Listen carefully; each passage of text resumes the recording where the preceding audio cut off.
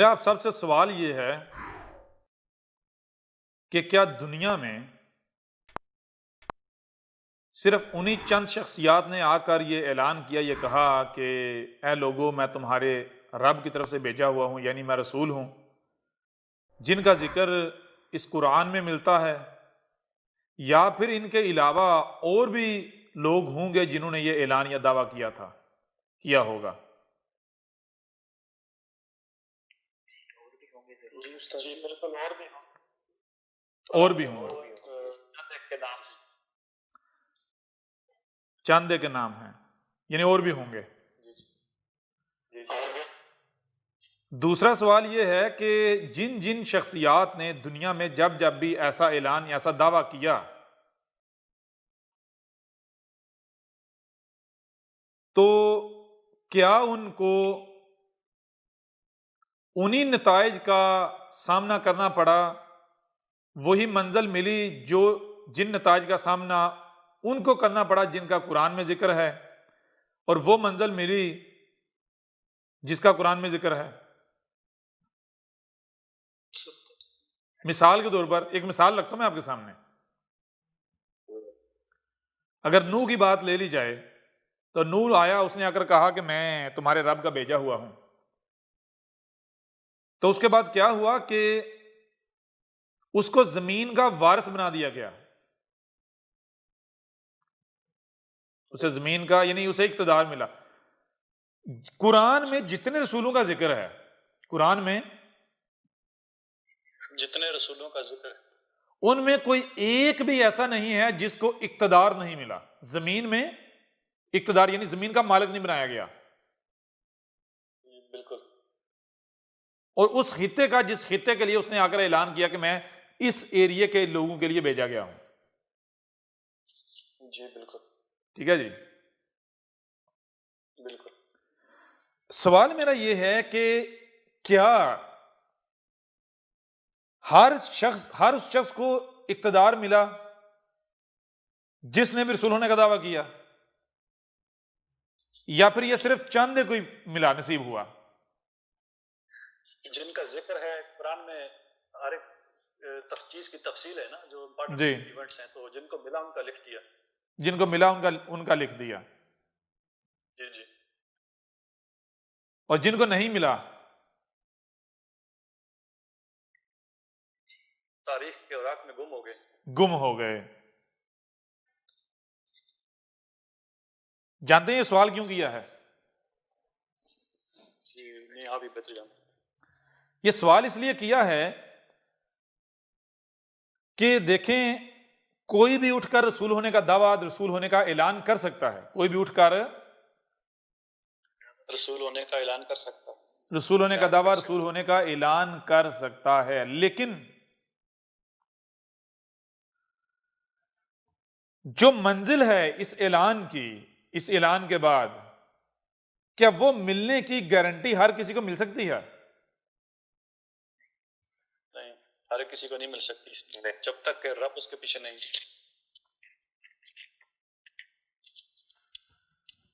अब सवाल यह है कि जिन जिनको ये मंजिल मिली, यानी उठा, आकर ऐलान किया कि मैं रसूल हूं, और उसको जमीन का वारिस बना दिया, उसको इख्तिदार मिला, क्या वजह थी कि दो ही टांग वाले होते हैं, इसी तरह पलते हैं, यानी पैदा होते हैं, पलते बढ़ते हैं, आगे बढ़ते हैं, जैसे बाकी सब पैदा होते पलते बढ़ते हैं?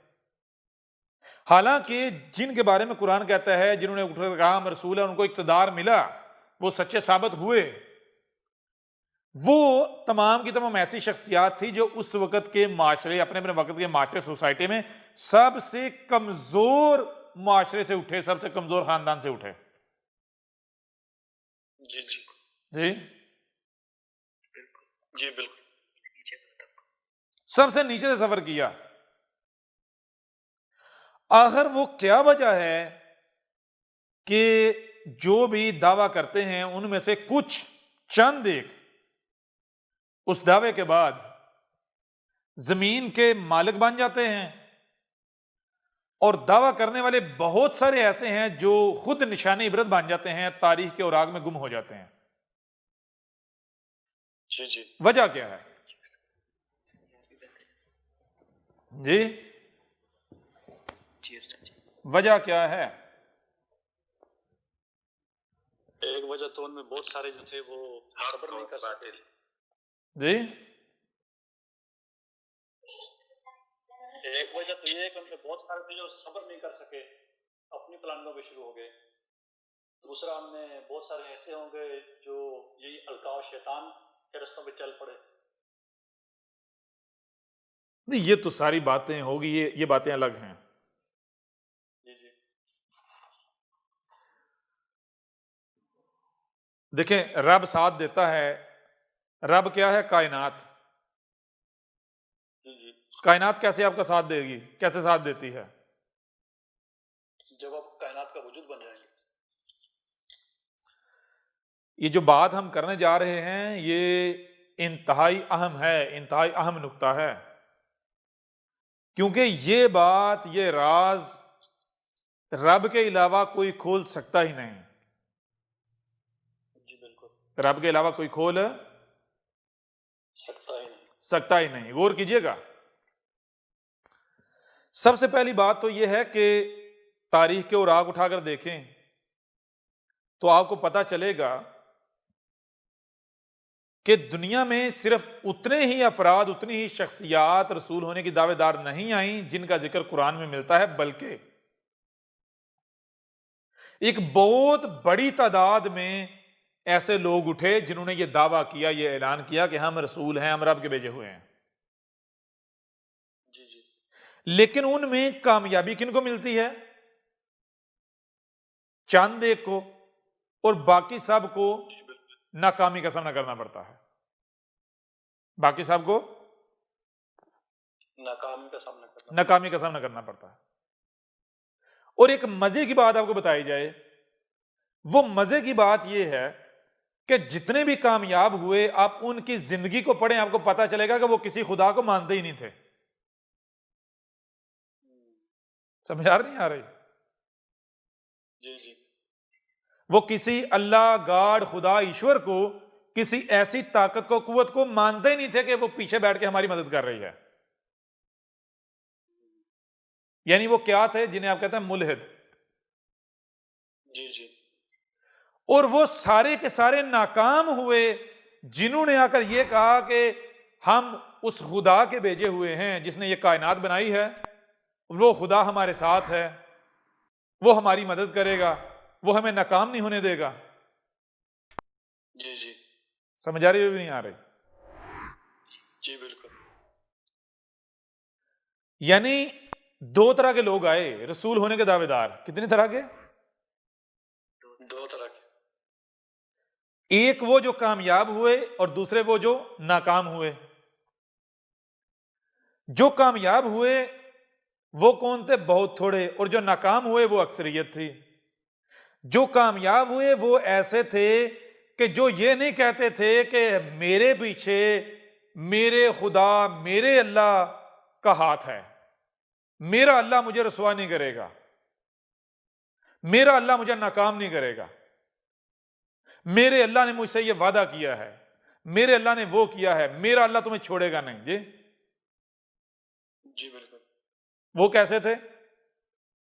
उनका कहना यह था कि ए लोगो, मैं तुमसे तुम्हारा रब कलाम कर रहा हूं, मैं तुमसे तुम्हारा रब कलाम कर रहा हूं। रब कलाम कर रहा हूं।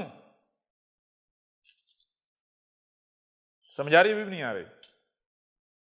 जी बिल्कुल। वो जो कामयाब हुए उन्होंने किसी का सहारा नहीं लिया। उन्होंने ये नहीं कहा कि ए लोगो डरो मुझसे। क्यों? क्योंकि मेरे पीछे रब है, मेरे पीछे अल्लाह मियां है। नहीं हो रहा? जी बिल्कुल जबरदस्त। उन्होंने क्या कहा? तुम मेरा मुकाबला नहीं कर सकते,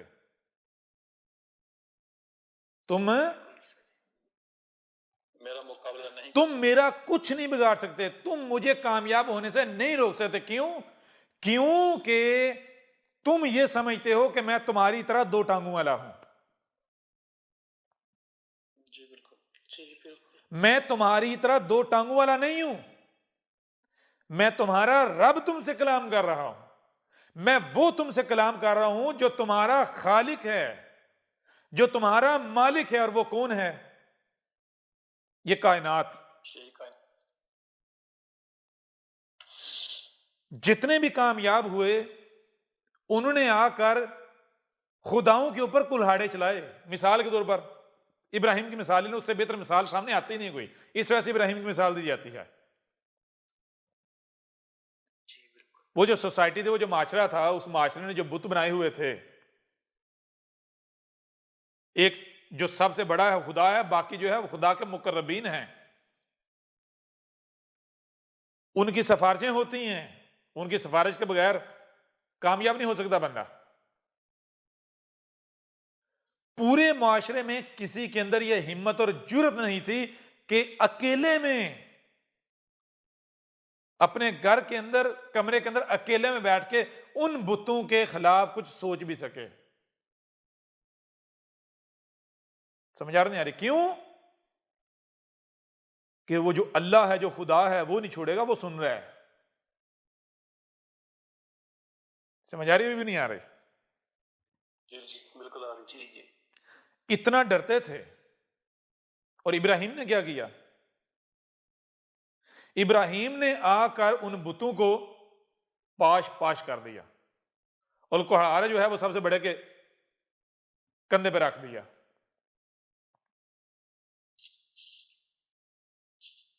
यानी उस वक्त जो खुदा थे ना,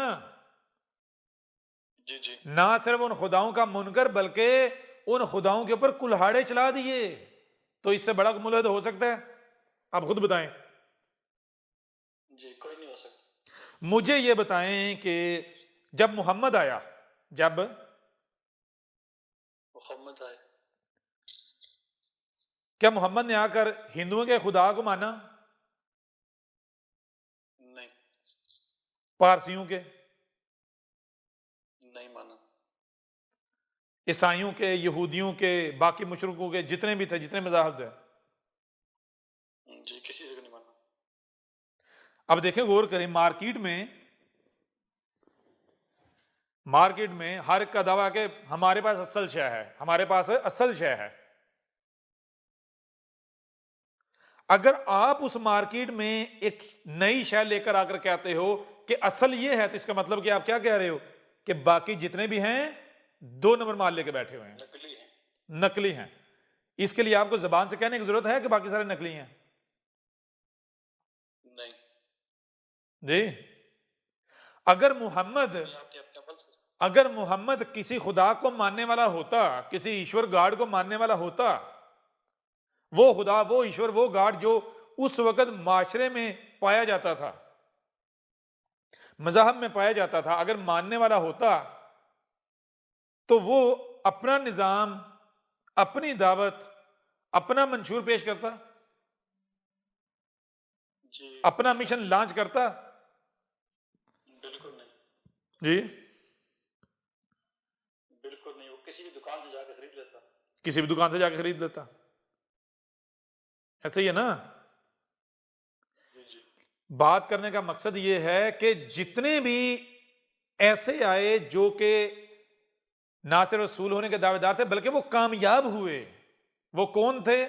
वो सारे के सारे मुल्हिद थे। और वो वाले मुल्हिद नहीं जो आज आपको पता है दुनिया में कोई एक तबका था जो कहते हैं हम मुल्हिद हैं, जी जी हालांकि मुल्हिद नहीं है। वो भी मजहब के मानने वाले हैं, कि नया मजहब, साइंस, जी जी अपनी ख्वाहिशात के पुजारी हैं। उनको तो पता नहीं मुल्हिद कैसे किसे हैं। बिल्कुल जी।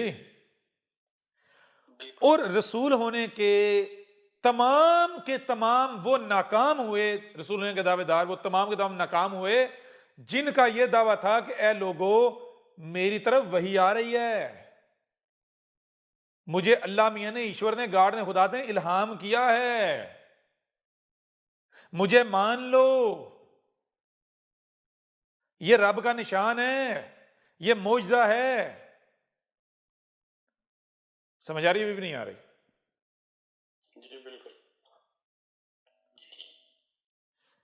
जी, बिल्कुल। अब सवाल यह पैदा होता है कि वो कौन सी वजह है, वो कौन सी वजह है कि एक बंदा सामने आए और बज़ाहिर वो दो टांगों वाला है, वो आकर ये कहे कि ए लोगों, मैं तुम्हारा रब तुमसे कलाम कर रहा हूं। ना सिर्फ ये कहे बल्कि ये कहे कि तुम मुझे मेरे मकसद और मिशन को पूरा करने से नहीं रोक सकते, दुनिया की कोई ताकत मेरा मुकाबला नहीं कर सकती, और अगर मैं नाकाम होता हूं तो जो मैं कज़ाब।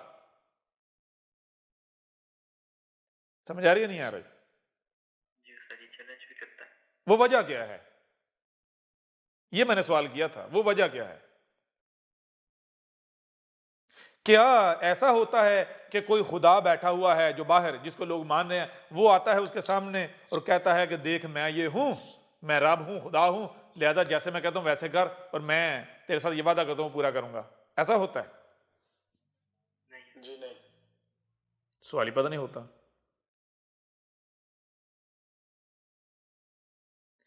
अगर ऐसा मुमकिन हो तो मुझे ये बताएं, दुनिया में कितने हैं जो या रब या रब या अल्लाह या अल्लाह या ईश्वर करने वाले हैं? लाखों करोड़ों अरबों नहीं है? जी जी। तो अक्सरियत के लिए ये काम करना, इक़्तिदार हासिल करना आसान है या एक आधे फर्द के लिए? अक्सरियत अक्सरियत के लिए। अक्सरियत ताकत में होती है। जी जी। तो अगर ऐसा कोई होता या है तो इतने यारब कर रहे हैं, उनके सर पर हाथ रख दे, उनके सामने आ रहे, चलो भाई करो जी। हालांकि मजे की बात यह है, गौर कीजिएगा, अगर चंद लाख अफराद दुनिया में इकट्ठे हो जाएं और वो ये तय कर लें उन्हें पूरी दुनिया पर कब्जा करना है, उनको दुनिया को ताकत नहीं रोक सकती। इसके बावजूद वो नहीं कर पाते। क्यों? क्योंकि वो खुदा, अल्लाह, ईश्वर के नाम पर खड़े होते हैं। अब अगर कोई अल्लाह, खुदा, गॉड, ईश्वर के नाम पर खड़ा हो और अपने मंसूबे में कामयाब हो जाए, तो इसका मतलब यह है कि वाकईतन उसके पीछे ऐसी कुव्वत है। बिल्कुल। समझ आ नहीं आ रही? जी जी। ऐसी कुव्वत है। वो कामयाब क्यों नहीं होते? क्योंकि ऐसी कुव्वत है ही नहीं। बिल्कुल। समझ आ नहीं आ रही? आज तक अब दुनिया में कोई एक भी ऐसा ग्रोह नहीं बता सकते कि जो मजहबी हो, खुदा, गॉड, ईश्वर का नाम लेने वाला हो और उसे इख्तिदार मिल गया हो। आप एक भी साबित नहीं कर सकते। बिल्कुल। क्यों? जी नहीं। क्योंकि ऐसी कोई ताकत, पावर है ही नहीं। जिनको भी इख्तिदार मिला है उन्होंने खुद जद्दोजहद की, खुद कोशिश की तो उनको मिला, अपनी ताकत, अपने इल्म का इस्तेमाल करके। जो इल्म उनके पास था उस इल्म की बुनियाद पर चलाकियां करके, दुश्मनों को धोखा देके, जो कुछ भी करके चालें चल के। बिल्कुल। ठीक है जी, साथ ताकत का इस्तेमाल करके। जी जी।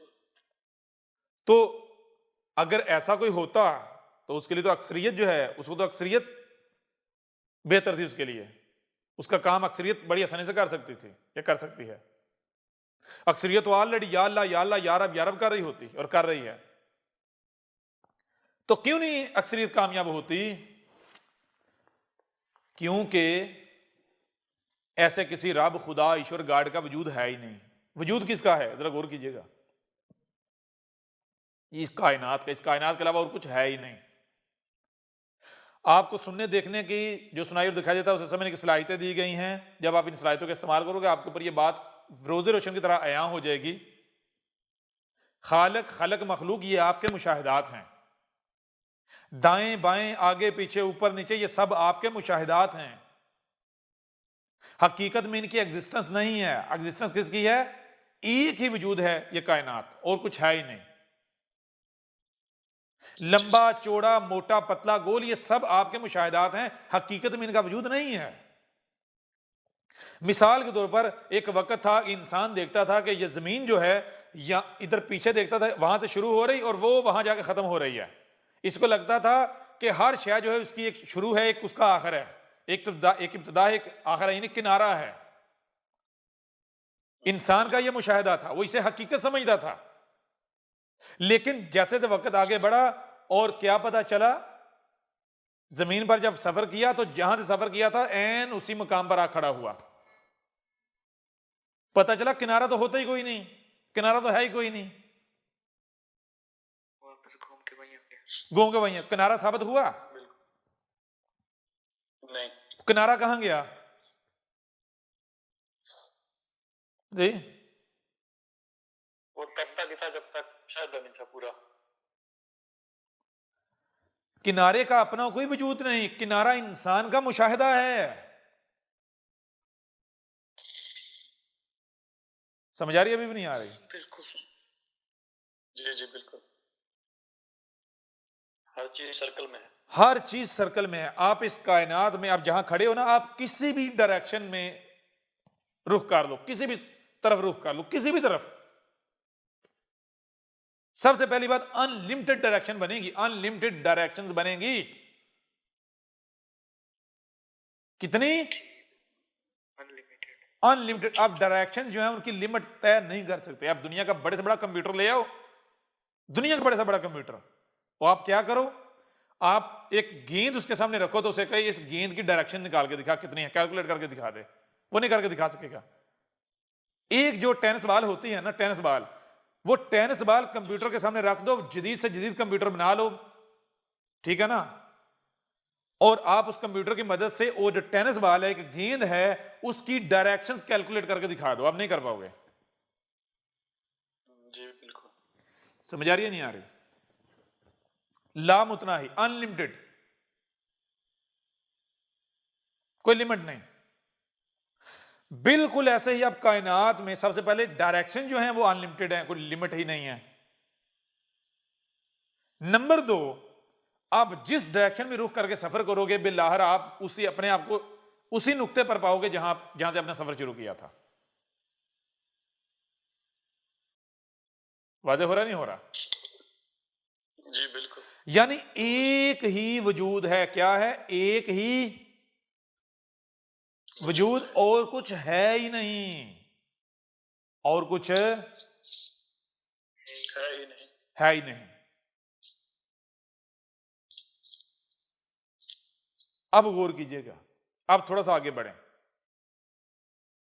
आज मौजूदा दौर में, पहले हो सकता है ये बात की जाती, लोग ना मानते, लेकिन आज दुनिया का कोई शख्स इस बात से इनकार नहीं कर सकता। वो क्या है? आप गूगल में जाए, जाके सर्च करें बटरफ्लाई इफेक्ट। जी जी। जो फिजिस्ट हैं, मैथमेटिशियन हैं, वो यानी आसमान जमीन में तहकीकात करते करते करते करते इस नतीजे पर पहुंचे हैं। उन्होंने, वो कहते हैं ये जो कायनात है ना, ये जो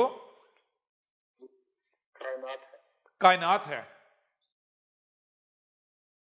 ये इतनी पेचीदा है, इतनी पेचीदा है, इतनी पेचीदा है कि कोई तसव्वुर भी नहीं कर सकता।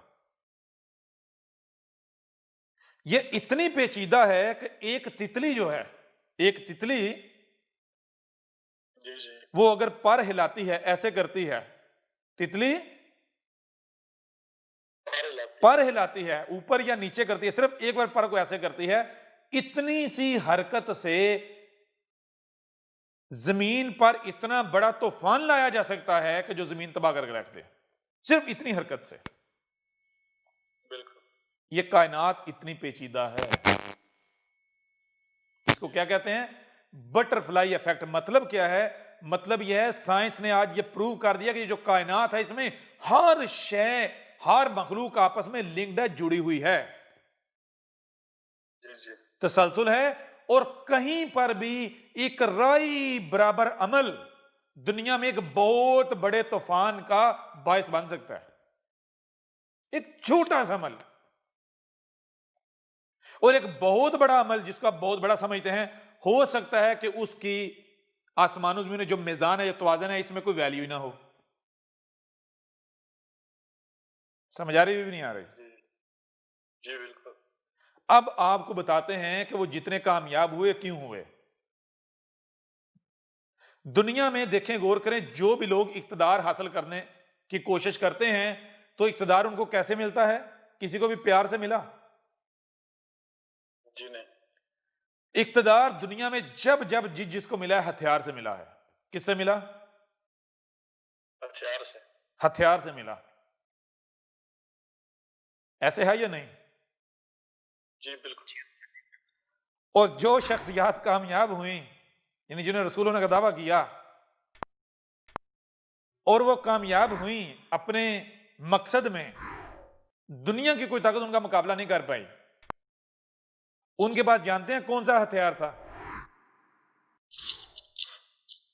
Butterfly effect. जी, उनके पास था उनके पास जो हथियार था वो था बटरफ्लाई इफेक्ट। यानी कायनात में, कायनात के बारे में वो इल्म की उस स्टेज पर पहुंच जाते हैं,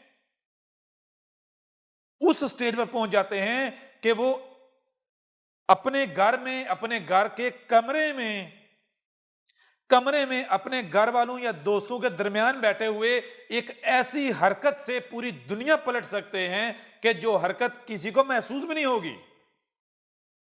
जी जी, समझ आ रही है नहीं आ रही? बिल्कुल जो हरकत किसी को महसूस भी नहीं होगी। अब यहां से आपको एक और चीज समझ आएगी, वो क्या? औलिया अल्लाह के बारे में। जो औलिया को मानने वाले हैं उनके पास किताबें पढ़ी हुई हैं औलिया की, वो किताबें पढ़े, आपको पता चलेगा लिखा हुआ है कि जो अल्लाह के औलिया, वाकयातन जो औलिया हुए हैं, अब नहीं, अब तो वो दौर ही गुजर गया, वक्त ही गुजर गया।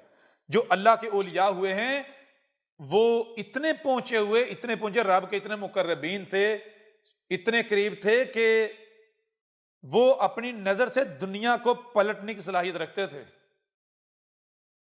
समझ आ रही है नहीं आ रही? बिल्कुल नहीं, बिल्कुल अब वो लोग जो खुद को पढ़े लिखे कहलवाते हैं लेकिन दुनिया के सबसे बड़े जाहिल हैं, वो कहते हैं ये कहानियां हैं। बिल्कुल वो क्या कहते हैं? जी, ये कहानियां हैं। कहानियां हैं। ऐसा हो ही नहीं सकता कि एक बंदा जो है वो कहीं एक जगह पर बैठ के दुनिया में कोई तब्दीली ला सके, या कोई किसी डूबते को बचा सके, या कहीं कुछ कर सके। जी बिल्कुल, जी जी बिल्कुल। अब थोड़ा आगे बढ़ें, गौर कीजिएगा, ये जो बटरफ्लाई इफेक्ट, जो ये जो इल्म है ना, ये किसको मिलता है, ये किसके पास होता है? अब आपने जिन जिन के जो जवाब दे सकते हैं उन्होंने आगे से जवाब देने की तरफ शोर है, उन्होंने जवाब नहीं देना। पका हुआ एक पका हुआ आम जो है, पीले रंग का पका हुआ बेहतरीन आम, वो आप खाते हैं। इमेजिन करें आपने अभी आम खाया है। जी जी, मुझे जवाब दें इसका जायका क्या है? मीठा। याद रखिएगा, जायका क्या है?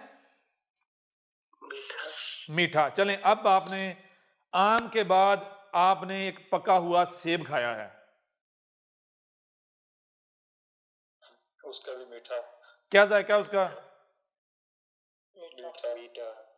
चलें, अब सेब खाने के बाद आपने क्या किया है? आपने एक पका हुआ केला खाया है, क्या जायका है उसका? वो भी मीठा।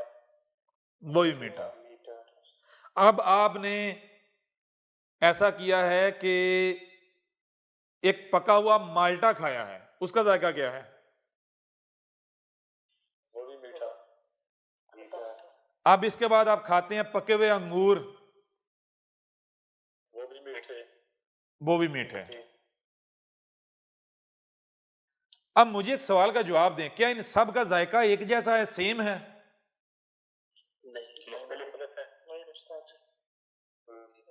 चलें, अब मुझे बताएं कि सेब और आम के जायके में फर्क क्या है? केले और सेब के जायके में फर्क क्या है? इन सब के जायकों में आपस में फर्क क्या है? मुझे आपने अल्फाज में बताना है। बता सकते हैं? दुनिया की किसी जबान में बताना है, बता सकते हैं? इंसानों की जबानों में? अल्फाज नहीं है जी ऐसे अल्फाज ही नहीं है, बयान कर सकते हैं। जी, दुनिया की किसी ज़बान में पड़ेगा, बयान कर सकते हैं। दुनिया की कोई जबान है ऐसी जो जायके का, जो जायकों का फर्क है, जो डिफरेंस है, वो बयान कर सके? जी, कोई जबान नहीं। कैसे पता चलेगा फर्क क्या है इनके जायकों में? खाकर। यानी सेब खुद बताएगा कि मेरा जायका क्या है, मेरे और आम के जायके में फर्क क्या है, आम खुद बताएगा। जब तक कि आप आम खा नहीं लेते, आप सेब खा नहीं लेते, ऐसा ही है। जी जी, बेशक। अब एक सवाल मेरा और है, आपने जो सेब खाया बिलफर्ज, उसका रंग क्या है, बता सकते हैं या नहीं?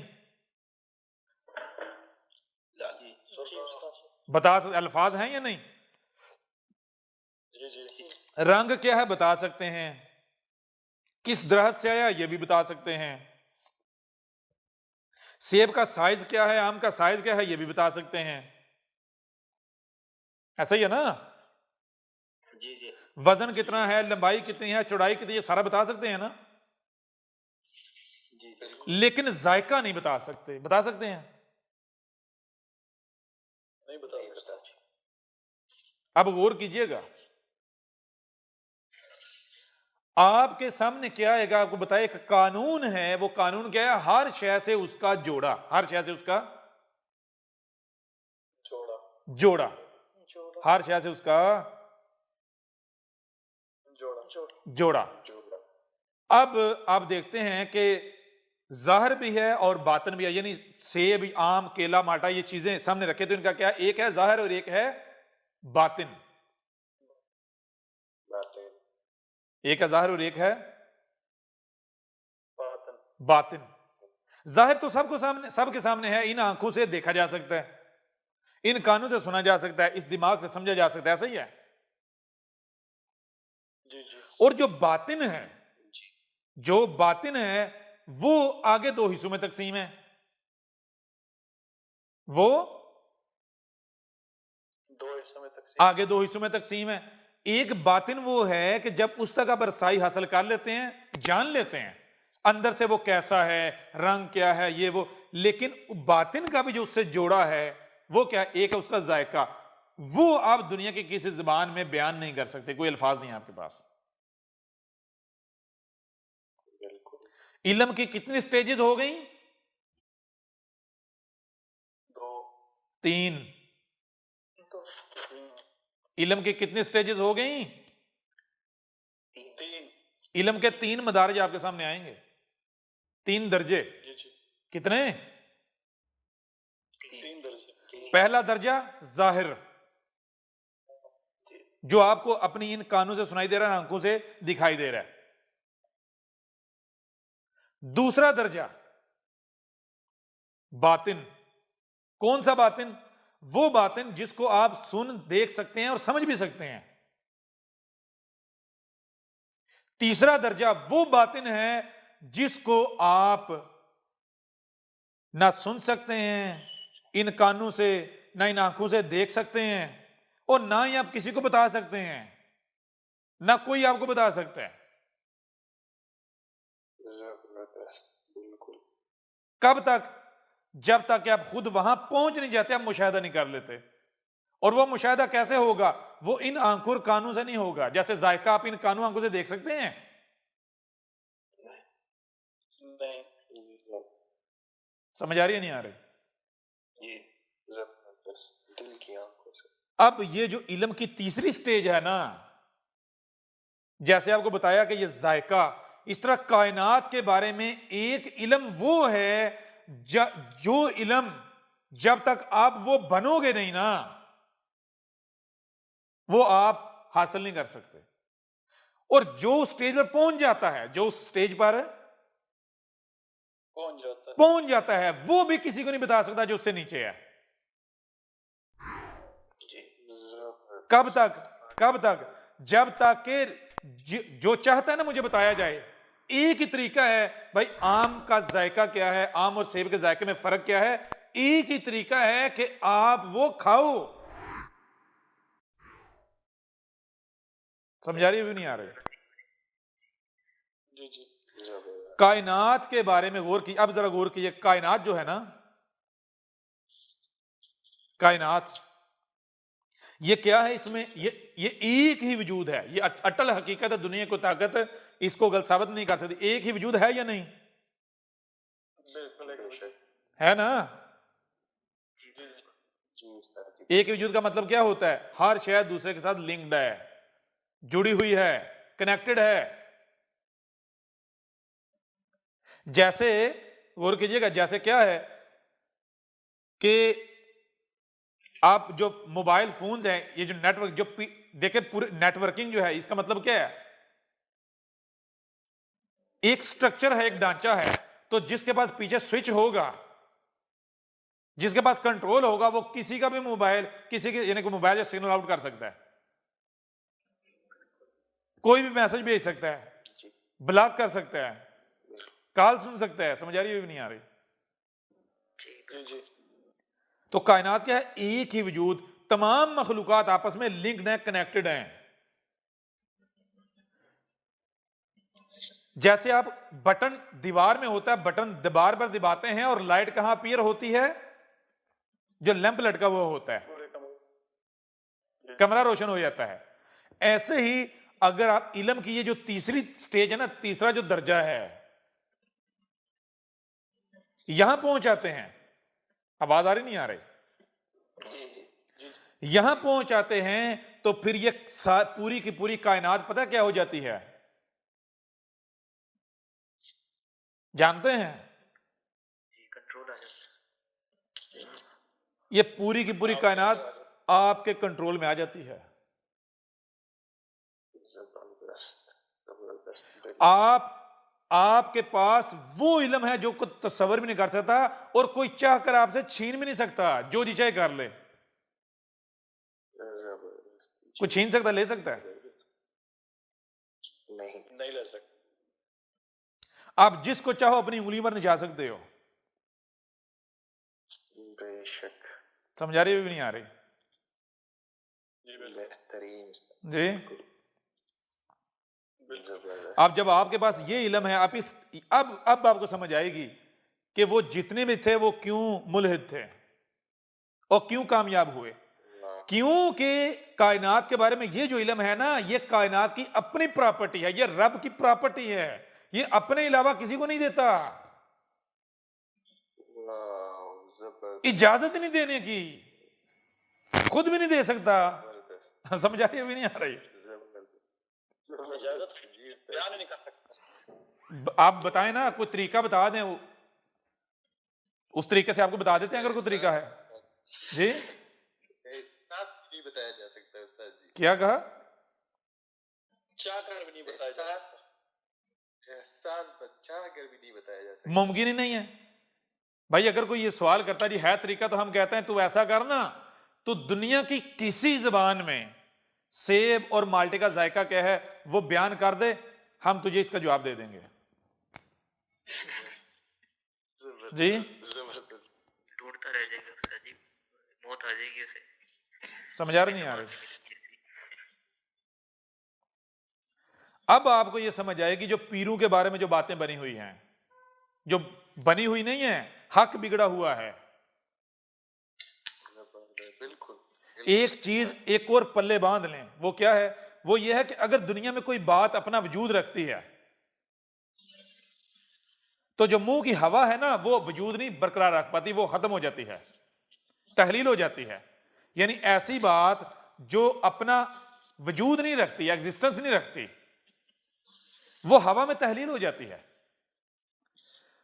कोई भी बात जो ग्राउंड रियलिटी नहीं है,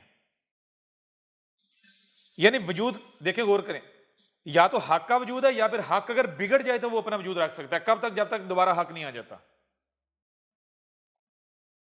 ठीक है? जी बिल्कुल जी। दुनिया में जो जो भी बातें पाई जाती हैं पुराने जमानों से रिलेटेड, जान लो ये नहीं है कि वो कहानियां गढ़ी हुई हैं, वो हक बिगड़ा हुआ है, बातिल है। बातिल किसे कहते हैं? हक का बिगाड़। जी समझ आ रही है नहीं आ रही? जी अगर औलिया के नाम से किस्से मशहूर हैं, कहानियां मशहूर हैं, तो ऐसा नहीं है कि वो लोगों ने गाड़ ली हुई हैं, और वो हक है लेकिन बिगड़ गया हुआ है। अगर वो गड़ी हुई बातें होती तो वो हवा में तहलील हो जाती, वो अपना वजूद बरकरार ना रख पाती। जी बिल्कुल। समझ आ रही है नहीं आ रही? जी बातिल भी तब तक अपना वजूद बरकरार रख सकता है जब तक कि वो हक का सहारा लेता है।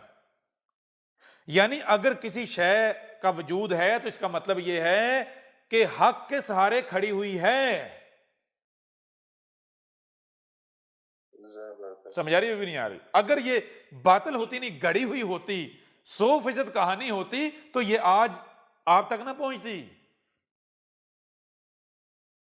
जी उस्ताद जी। मिसाल के तौर पर आज आप एक देखिए, गौर करें, एक ऐसी बात गढ़ो, ऐसी कहानी गढ़ो जो आज कोई भी नहीं मान सकता। वो अपना वजूद, अपने आप को ग्राउंड, यानी अपने आप को ग्राउंड पर उतार सकेगी, वजूद अपना कायम रख सकेगी? नहीं रख सकते। लेकिन अगर आज आप एक ऐसी बात करते हो, मिसाल को जैसे आज लिखा जा रहा है, क्या जो दुनिया में हो रहा है, आप लिखते हो, गौर कीजिएगा, आप लिखते हो कि मैं अपनी आंखों से देख रहा हूं कि 600 अफराद हवा में इकट्ठे उड़ रहे हैं कुर्सियों पे बैठ के, इतनी तेज रफ्तार से सफर कर रहे हैं। मैं देख रहा हूं कि दुनिया में लोग आपस में बातें कर रहे हैं, आपस में दूर हैं, हजारों किलोमीटर की, माइल्स की दूरी पर बैठ के आपस में ऐसे बातें कर रहे हैं जैसे आमने सामने बैठे हुए हैं। आज आप लिखोगे तो कोई भी आपको कहेगा पागल हो आप? जी नहीं। नहीं। क्यों? क्योंकि ये चीज अपना वजूद रखती है। अब ये देखें, ये जो आपने लिखा, जो कहा, ये आगे चलेगा। आपने अगर लिख दिया, कोई भी इसे मिटाएगा नहीं। क्यों? क्योंकि हर को पता है ये ग्राउंड रियलिटी है। अब अगर ये तहजीब, ये जो कुछ हो रहा है, अगर ये मिट जाए, इसका तस्वर भी नापैद हो जाए, और आपकी जो इबारत है, जो बातें हैं, वो मौजूद हों, तो वो लोग क्या करेंगे? वो अपनी अकल के मुताबिक आपकी बातों को समझने की कोशिश करेंगे। अब चूंकि उनका मुशाहिदा नहीं होगा, तो आपकी बातों को वो क्या बना देंगे? कहानियां बना देंगे। लेकिन क्या होगा ये? क्या ये हकीकत में कहानी होगी या हक बिगड़ा है? जबरदस्त, बिल्कुल जो आज कहानी बनाई हुई है इन्होंने। अभी समझ आ रही है, नहीं आ रही? जी बिल्कुल। हक बिगड़ा हुआ होता है। ऐसे ही औलिया के बारे में कि वो जो मुंह से निकालते थे, वो बात हुए बगैर, पूरी हुए बगैर रहती नहीं थी। जी बिल्कुल। जी, जो भी, बिल्कुल। जो औलिया अल्लाह थे, जो उनके साथ जुड़ जाता था, उसका भी बेड़ा जो है वो पार हो जाता था, उसके दिन बदल जाते थे, उसकी दुनिया बदल जाती थी, उसकी काया पलट जाती थी। जी बिल्कुल। क्या वजह है उसकी? उसकी वजह यह है कि जब आप इल्म के मदारिज तय करते हुए ऊपर आते हो, कब, कहां आते हो? जब आप रब बन जाते हो, कायनात बन जाते हो, तो फिर आपसे कुछ छुपा हुआ रह सकता है? बिल्कुल नहीं। कुछ नहीं। फिर क्या होगा? गौर कीजिएगा, अब आपको समझ आएगी। खुदी को कर बुलंद इतना कि हर तकदीर से पहले खुदा बंदे से खुद पूछे, बता तेरी रजा क्या है? रजा क्या है? जबरदस्त। यानी खुद को इतना बुलंद करो, इतना बुलंद करो कि उस मकाम पर ले आओ जहां पर आने के बाद क्या हो कि खुदा खुद आपसे पूछे कि बता, तू बता मैं क्या करूं? मैं वो करूंगा जो तेरी रजा है। इसको एक और तरीके से समझ लें। मिसाल के तौर पर, रब बंदे को कहता है, रब क्या कहता है? रब बंदे को कहता है कि तू वो कर जो मेरी मर्जी है, तू वो कर जो मेरी मर्जी है, तू अपनी मर्जी खत्म कर दे, तू अपनी मैं मार दे। क्यों? क्योंकि दे हक क्या है? हक मैं हूं या तू? मैं। रब है ना। रब कहता है कि तू बता, ये जो और है, तू और मैं, ये किसने, मैंने रखा है या तूने रखा है? जी, रब तो नहीं रखा। रब तो ये इंसान ने कहा है, मैं और रब, मैं अलग हूं, मैं क्यों? ये मैं 5-6 फीट का। जी बिल्कुल उस्ताद जी। तो रब क्या कहता है? रब कहता है कि तू क्या कर, तू अपनी मर्जी मेरी मर्जी में जम कर दे, यानी तू वो कर जो मेरी मर्जी है, जो मेरी चाहत है। यानी एक तेरी चाहत है और एक मेरी चाहत है। एक तेरी चाहत है और एक मेरी चाहत है। अगर तू वो करता है जो मेरी चाहत है, अगर तू वो करता है जो मेरी चाहत है, तो फिर मैं वो करूंगा जो तेरी चाहत है। जबरदस्त। समझ आ रही है भी नहीं आ रही? रब कहता है बंदे को कि ए बंदे, एक तेरी चाहत है और एक मेरी चाहत है। अगर तू वो करे जो मेरी चाहत है तो फिर मैं वो करूंगा जो तेरी चाहत है। मतलब क्या है? तो मैं बन जाएगा, मैं तो मैं बन जाएगा। मान दे, हम बन जा। हाँ, अपनी मैं मार दे, अपनी मर्जी खत्म कर दे, अपने यानी जो मैं है ये खत्म कर दे। एक वजूद जो वजूद है, जो हक है, हक का ऐलान कर अपने अमल से। जिस दिन तूने हक को तस्लीम कर लिया, मुझे तस्लीम कर लिया, यानी तूने साबित कर दिया कि तेरा कोई वजूद नहीं, वजूद है तो रब का है। यानी जिस दिन तेरा सुनना, चलना, उठना, बैठना, खाना, पीना, सब का सब रब का हो गया, तो उस दिन क्या होगा? उस दिन वही उसके बाद वही होगा जो तू चाहेगा। समझ आ रही नहीं आ रही? बेशक जी। आपने पहले ये अपने अमल से साबित करना है कि आपका कोई वजूद नहीं, वजूद रब का है। मैं क्या हूं? मैं रब हूं, एक ही वजूद है। आपने अपने अमल से साबित करना। कैसे जी? खाना है तो किसके लिए? रब के लिए। पीना है तो किसके लिए? रब के लिए। सांस भी लेनी है तो किसके लिए? रब। रब क्या है? कायनात। तो जब आप अपने अमल से खुद को कायनात, इसका वजूद साबित करोगे तो फिर बदले में आपको बदला क्या मिलेगा? यही कुरान में कहा गया है। हर रसूल अगर क्या कहता है? रसूल अगर कहता है कि ए गधे के बच्चों, मुझे तुमसे कोई अजर नहीं चाहिए। क्यों?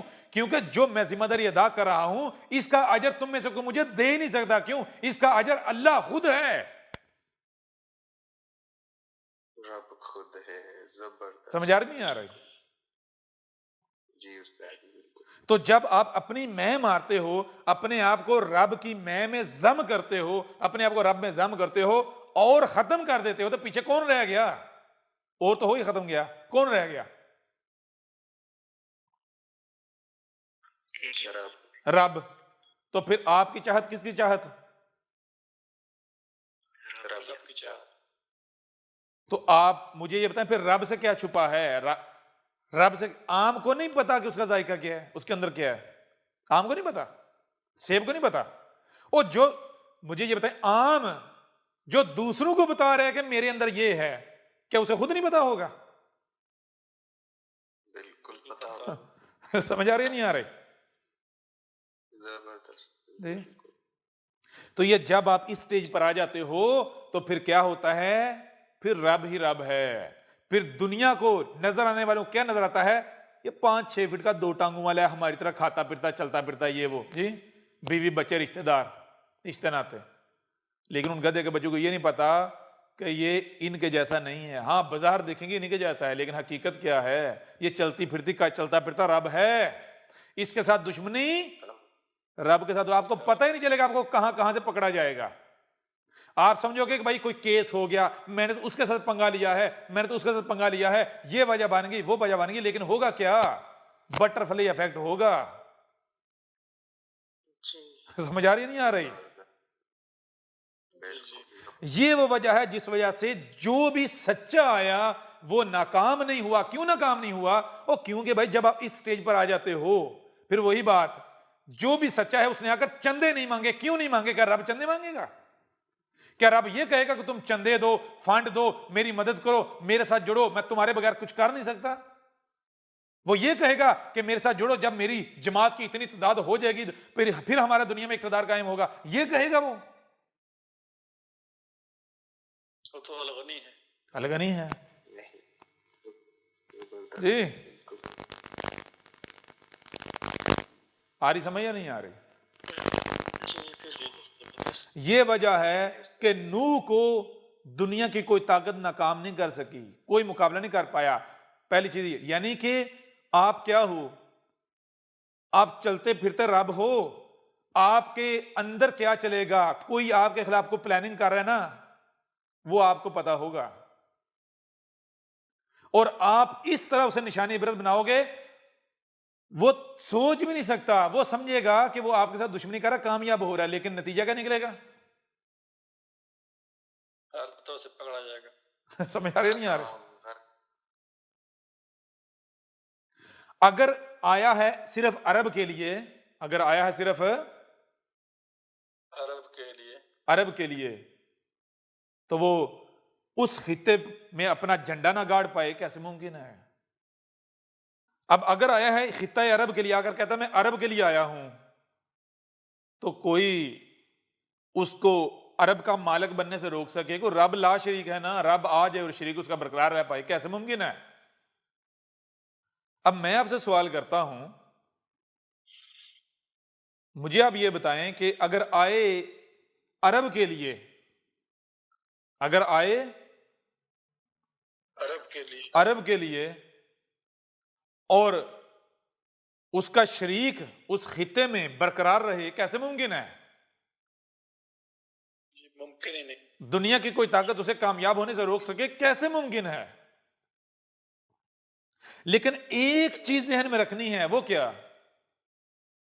हक है। हक क्या है? दबाव का नाम नहीं है, जोर जबरदस्ती का नाम नहीं है, धोखे फ्रॉड चालाकी का नाम नहीं है, ठीक है ना? जी हक क्या है? जो भी काम, अल अजीजुल हकीम है, अल अजीजुल अलीम हकीम है, जो भी काम किया जाए पूरे इल्म और हिकमा के साथ किया जाए, ना कि छू मंत्र करके किया जाए या ऐसे किया जाए कि लोग दबाव का शिकार हो जाएं। उसको अगर माने दबाव की वजह से माने नहीं, अगर को माने तो हक होने की वजह से माने, ठीक है? और फिर जब ना माने फिर उनको मनवा के दिखाए, उनको कहे कि लो अब इनकार करके दिखाओ। क्यों? क्योंकि रसूल के पास वो हथियार होता है जो हथियार चाह कर भी कोई हासिल नहीं कर सकता। कौन सा हथियार है? Butterfly effect. भाई जब आपके पास वही वो कायनात आप खुद हो, तो आपको पता है मैंने कौन सी हरकत करनी है, कौन सी बात करनी है, उससे क्या नतीजे निकलने हैं। आपको देखे ना, गौर करें, गौर कीजिएगा।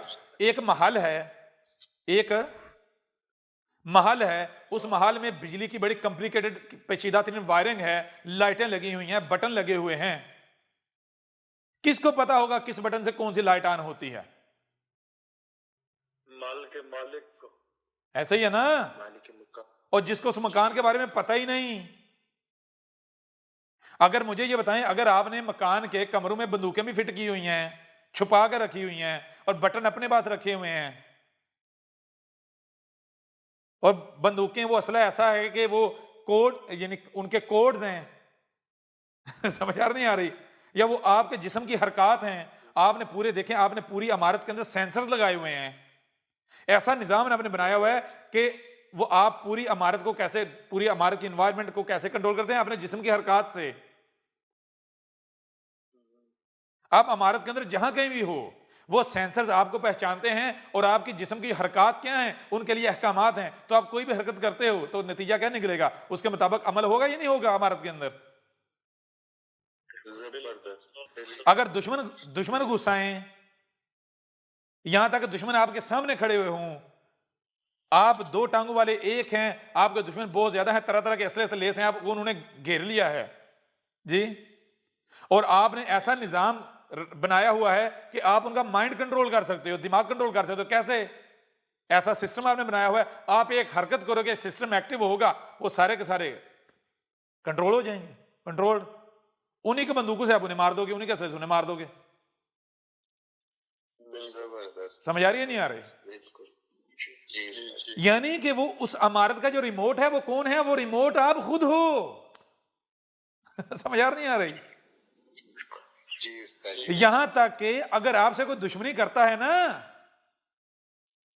आपसे दुश्मनी कर रहा है, वो दुश्मनी करते हुए भी अगर उसको पता चलता है वो खौफ खाएगा। क्यों? क्योंकि उसको पता है अगर मैंने कोई ऐसी बात की कि उस बात के नतीजे में ऐसी हरकत हो गई इससे जिसका रद्द-ए-अमल मेरे ऊपर आना है, वो करेगा? जी उस्ताद जी, नहीं, बिल्कुल नहीं करेगा। आ रही समझ या नहीं आ रही?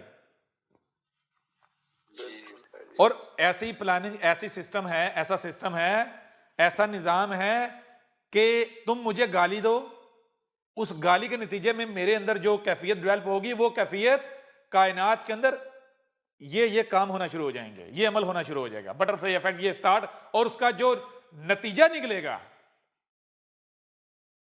यूं समझो तो तुम जो मुझे गाली दोगे, तुम जो मेरे साथ दुश्मनी करोगे ना, अगर तुम मेरे साथ इस लेवल की दुश्मनी करते हो कि तुम्हें फौरी मिटाना है, तो तुम्हें पता ही नहीं चलेगा कि फौरी उसका रद्द-ए-अमल, बटरफ्लाई इफेक्ट स्टार्ट हो जाएगा और देखते ही देखते तुम मारे जाओगे और बाजार क्या होगा, भाई फलाने मार दिया, हार्ट अटैक हो गया, ये हो गया, वो हो गया।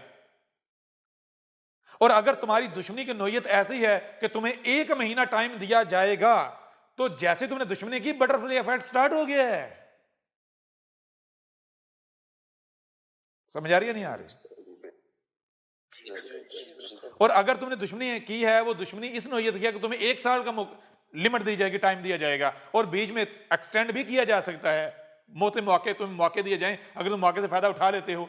और अगर नहीं फायदा उठाते तो वो जो टाइम है वो आने तक क्या होगा, बटरफ्लाई इफेक्ट तो स्टार्ट हो गया, बचोगे। जी बात आ रही, समझ या नहीं आ रही? जबरदस्त। अब आपको समझ आएगी कि दावे तो बहुत करते हैं, ए लोगों मैं रसूल हूं, ए लोगों मैं मसीह हूं, ए लोगों मैं तुम्हारे रब का भेजा हूं, ए लोगों मैं सच्चा हूं।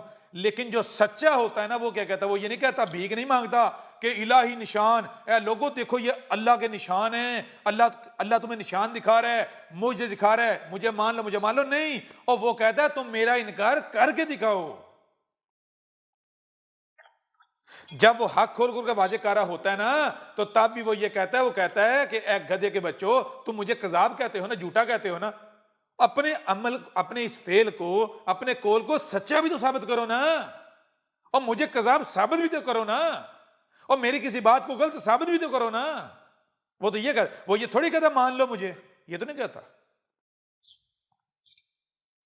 बेशक। वो पहले भी ये कहता है कि तुम मुझे कजाब साबित करो, नहीं कर सकते, जितना चीजें जोर लगा लो नहीं कर सकते। ये नहीं कहता मानो, वो कहता है अगर कजाब साबित नहीं कर सकते, तुम्हारे ऊपर वादे हो गए ये हक है, तो फिर हक को मानना चाहिए, इनकार करना चाहिए, दुश्मनी करनी चाहिए? मानना चाहिए। मानना चाहिए। तो क्या मानने का इसलिए कहता है कि मुझे फायदा है या मेरा फायदा होगा, मैं अपने लिए कह रहा हूं? नहीं, और मानोगे तो तुम्हारा अपना फायदा है। क्यों? मानना तो पड़ेगा, नहीं मानोगे तो हक के मुकाबले पर मिट जाओगे, जलीलो रसवा हो जाओगे। बेशक, बिल्कुल। आ रही समझ या नहीं आ रही? जी, जी बिल्कुल। कुरान भरा पड़ा है। तो जो सच्चा आता है वो क्या कहता है? वो आकर ये नहीं कहता कि ये इलाही निशान है, देखो ये निशान है, वो निशान है, ये मेरी पेशगी पूरी होगी, फलां होगा, डा होगा। नहीं, और वो कहता है तुम मुझे क्या कजाब कहते हो? जाओ, मैं अपने आप को कजाब मान लूंगा अगर तुम अपनी इस बात को भी हक साबित कर दो। अगर तुम अपनी इस बात को भी हक साबित कर दो, तुम मुझे कजाब कह रहे हो, तुम मुझे कह रहे हो कि तू कजाब है, जाओ सिर्फ इस बात को सच्चा साबित कर दो, तो मैं अपने आप को कजाब मान लूंगा। जो सजा कहोगे मैं भुगतूंगा, जो इनाम कहोगे मैं तुम देने को तैयार हो जाऊंगा। क्या करो? तुम सिर्फ अपने आप को ही सच्चा साबित कर दो। जी, जबरदस्त। समझ आ रही है नहीं आ रही? जबरदस्त। तुम क्या करो? जबरदस्त। सिर्फ इतना कर दो कि तुम जो बात खुद कर रहे हो ना, खुद बात कर रहे हो। देखें, मुझे ये बताएं, उसे ही सच्चा। अगर आपके पास इख्तियार हो, बहुत सारे काम हैं, आपको पूछा जाए कि इनमें से कौन सा आप काम कर सकते हो, तो आप किस काम की हामी भरेंगे? इसके बारे में जो कर सकते हैं। जो कर सकते, जिसके बारे में आपको यकीन हो गया आप कर सकते हैं, ऐसा ही है ना? जी जी उस्ताद जी। अब अगर आपको कहा जाए कि भाई आप कौन सा काम कर सकते हो, और आप वो काम कौन सा लेते हो? चींटी जितना काम लेते हो, छोटा सा, अपनी मर्जी से उसका इंतखाब करते हो, और फिर उसे नहीं कर पाते, इससे बड़ी जिल्लत कोई हो सकती है? जी, तो जो सच्चा होता है वो आकर क्या कहता है? वो ये नहीं कहता मुझे मान लो, मुझे मान लो, मुझे मान लो, मुझे मान लो, मुझे मान, नहीं। वो कहता है, वो किसी गधे के बच्चों, गटर के कीड़ो, तुम सिर्फ इतना करो, तुम अपने आप को ही सच्चा साबित कर दो, छोड़ो अपने आप को, सिर्फ यही बात जो मेरे बारे में कहते हो, सिर्फ यही सच्चा साबित कर दो। मुझे कजाब कह रहे हो, मुझे कजाब साबित कर दो, जबकि नहीं कर सकते। क्यों? वो हक ही कहां जिस पर उंगली करके उंगली कायम रह सके, कायम रखी जा सके, वो हक ही कहां? बेशक। जी, वो हक साबित होता है जी। बिल्कुल नहीं। तो वो ये कहता है, फिर वो आगे ये कहता है, जान लो तुम अपनी इस बात पर कायम नहीं रह सकोगे। यानी जाहिर सी बात है, जिसको आप हक साबित ही नहीं कर रहे अपनी बात को, अब हक आ जाता है तो हक के मुकाबले पर बातिल ठहर सकता है।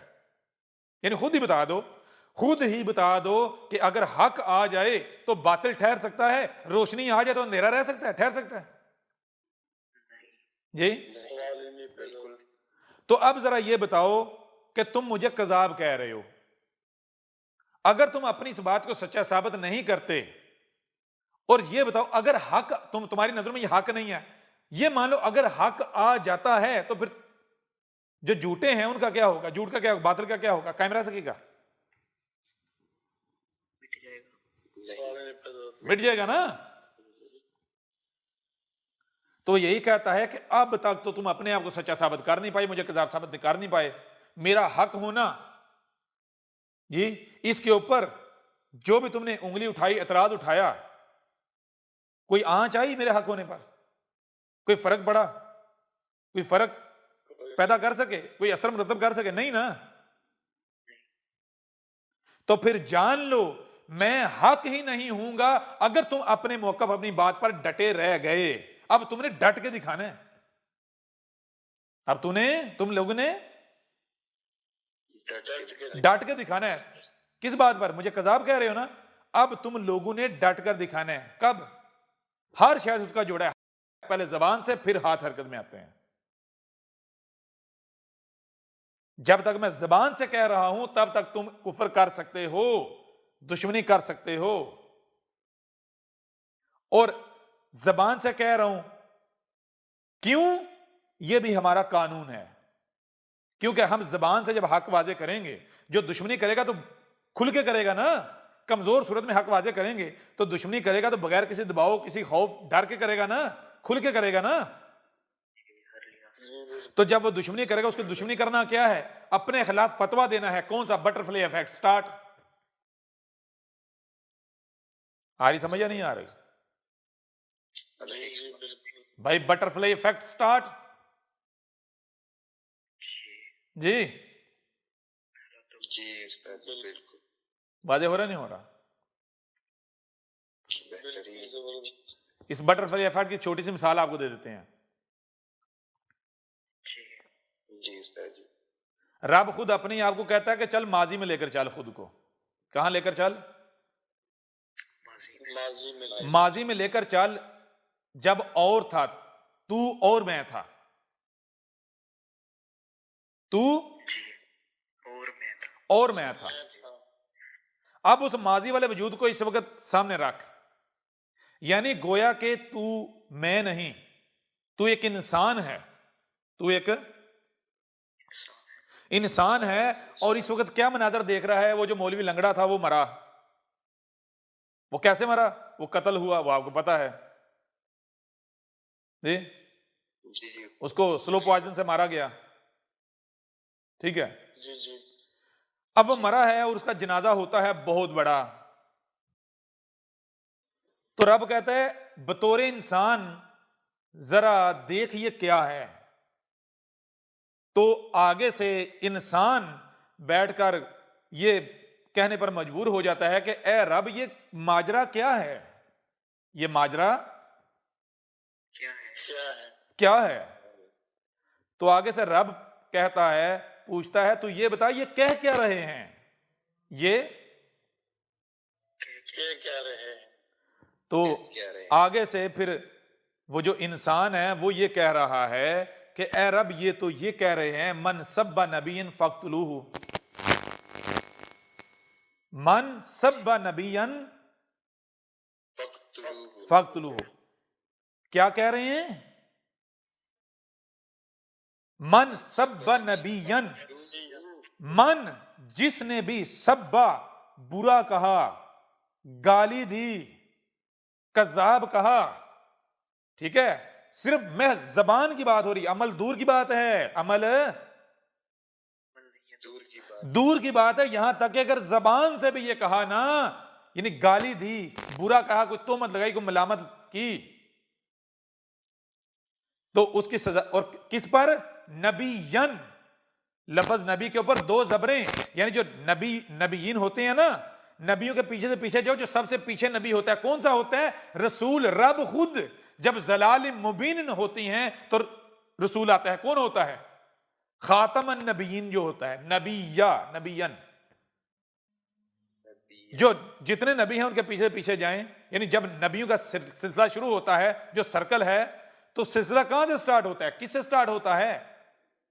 नबी या कौन होता है? रसूल। रब खुद जब जलाल मुबीन होती हैं तो रसूल आता है, रब आता है।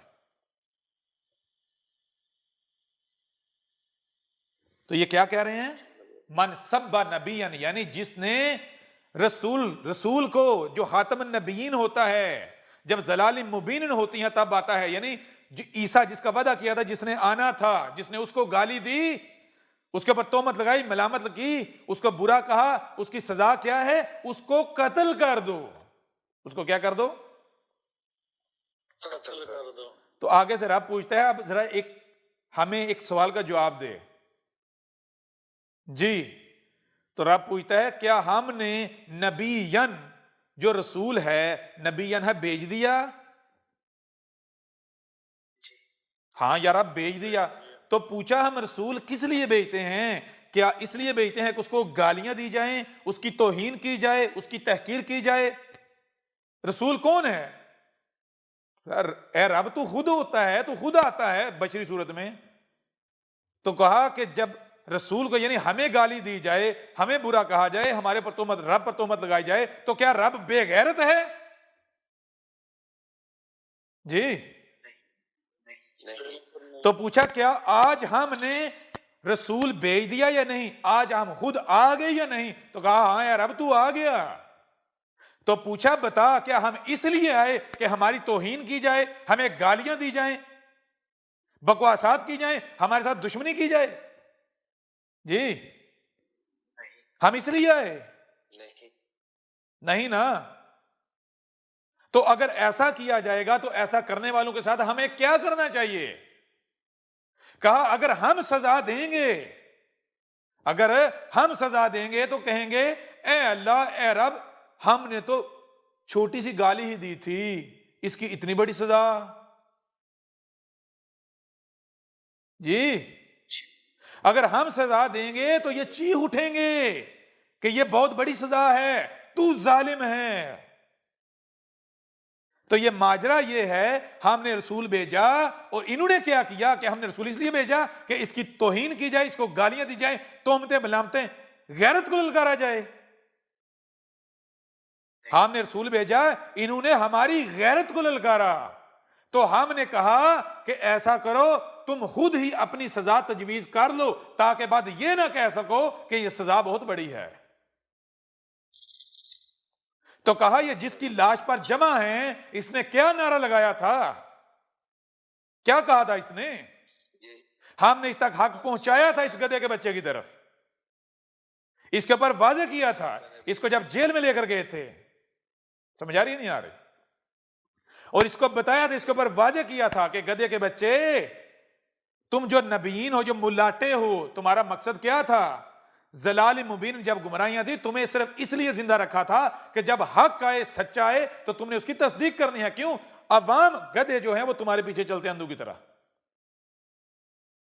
तुम्हें इसलिए जिंदा रखा हुआ था।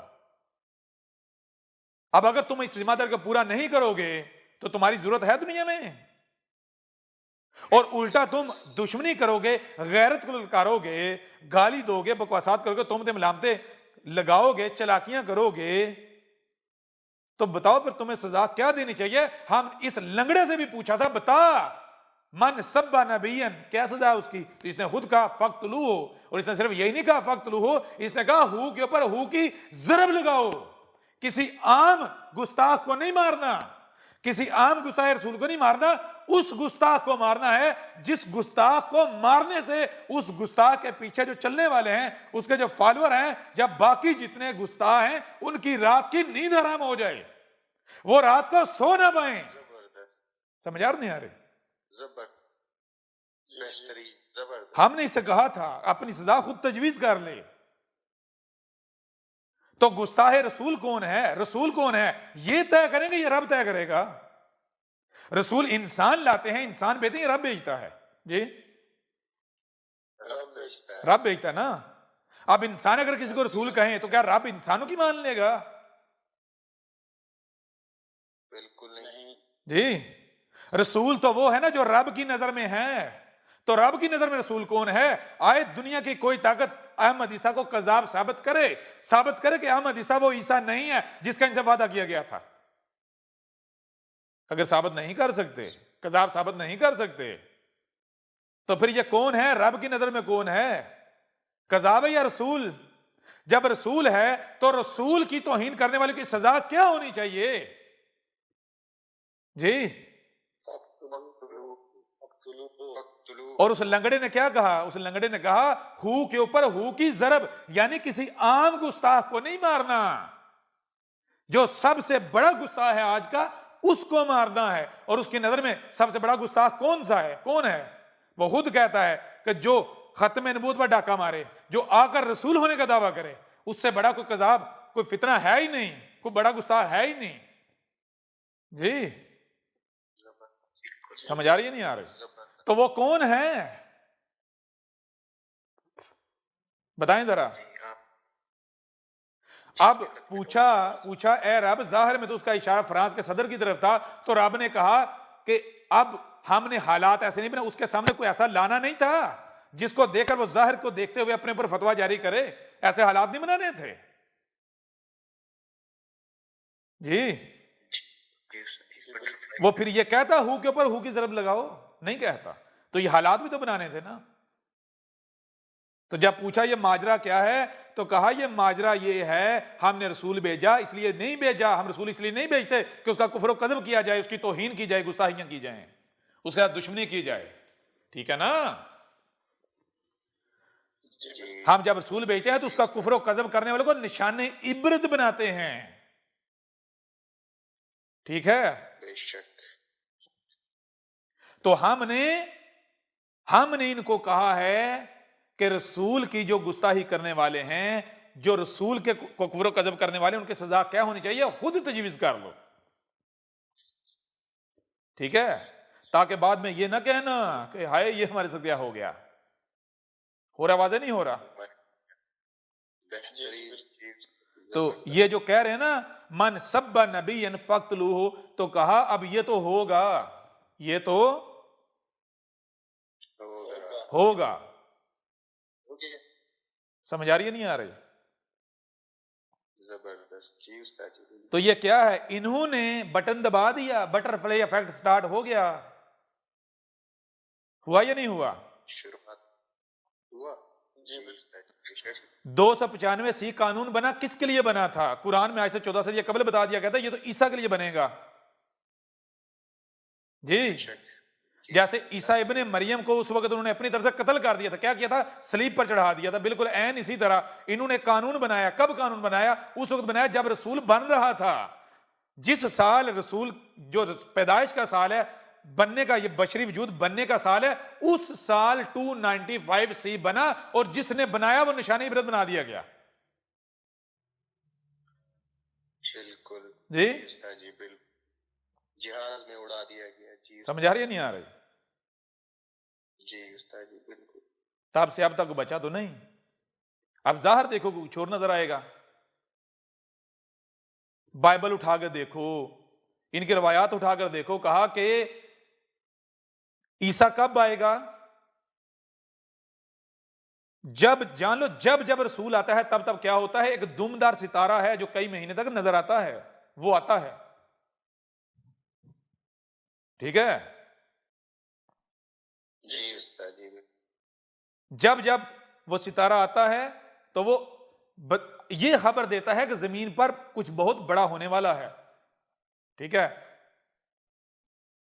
जी उस्ताद जी। रब के काम का आगाज और इख्तिताम होने जा रहा है। एक नया सर्कल शुरू होना जा रहा है। रब के पिछले अमर का एंड और नया अमर स्टार्ट होने जा रहा है। जबरदस्त। ठीक है जी? जी हर रसूल की पैदाइश के वक्त उधर से रसूल मां के पेट में बन रहा है और उधर से वो दुमदार सितारा जो है वो तुलू हुआ है। वाह, ठीक है। जी उस्ताद जी बिल्कुल। आज आप गूगल में जाकर सर्च करें, आपको मिलेगा कि 1986 में 1987 में एक दुमदार सितारा आता है। और वो कौन सा सितारा है? गूगल उठाओ, विकिपीडिया में जाकर तलाश करो, वहां बताया जाएगा कि ये वो दुमदार सितारा है जो उस वक्त अपीयर हुआ था जब ईसा इब्न मरियम की पैदाइश हुई थी। ईसा इब्न मरियम जब मां के पेट में बन रहा था उस वक्त ये नजर आ रहा था। ये वो है जो 1986 में नजर आया। ठीक है, जबरदस्त बिल्कुल। गूगल उठा के देख लो, विकिपीडिया में जाओ। हमने तो नहीं लिखा, वो तुमने खुद अपने हाथों से लिखा ना। और कहा ये इब्राहिम की पैदाइश के वक्त भी नजर आया, ये हर रसूल की पैदाइश के वक्त नजर आया। और फिर एक कॉमेट जो है दुमदार सितारा 2020 में नजर आया है। और कहा ये वो सितारा है जो तब नजर आया जब जब लोगों रब ने उन कौमों को हलाक किया जिन्होंने रसूल का कुफ्र कज़ब किया। जब कौम नूह पर अजाब आया उस वक्त भी अपीयर हुआ। जबरदस्त। समझ आ रही नहीं आ रही? जब ईसा बिन मरियम को सलीब पर चढ़ाया गया उस वक्त, जब आले फिरौन को गर्क किया गया उस वक्त भी, जब कौमे आद और कौमे सबूत उन कौमों को हलाक किया उस वक्त भी नजर आया। और वो जो दुमदार सितारा है वो कब नजर आता है? 2020 में। समझ आ रही है नहीं आ रही?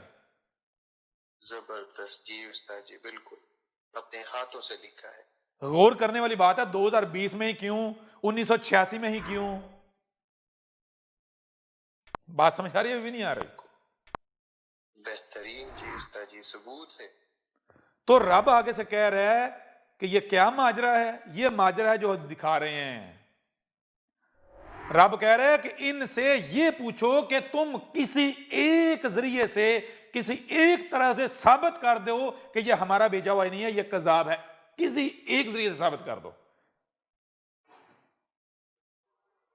जी, किसी एक पहलू से साबित कर दो। और जो तुम जिस पहलू से भी देखोगे, गौर करोगे, देखोगे, तुम्हारे सामने यही आएगा कि ये तुम्हारे रब का भेजा हुआ है, ये तुम्हारा रब है।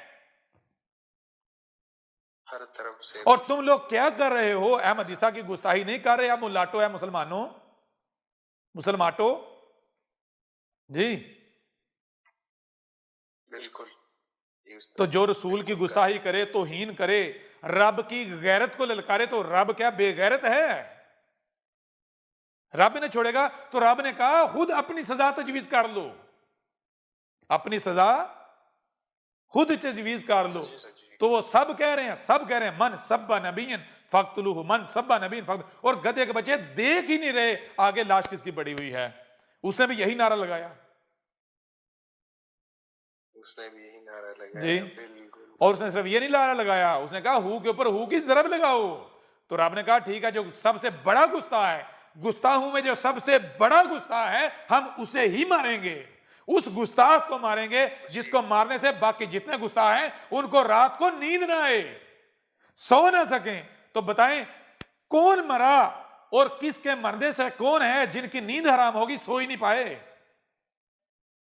और मरा भी शाम के वक्त, रात को नहीं सो पाए। होता दिन को मरता, दिन को गम थोड़ा कम होता, रात को सुकून से सोते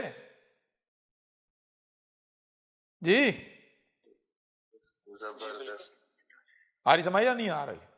यह है बटरफ्लाई इफेक्ट। ओ भाई हमें कुछ करने की जरूरत है?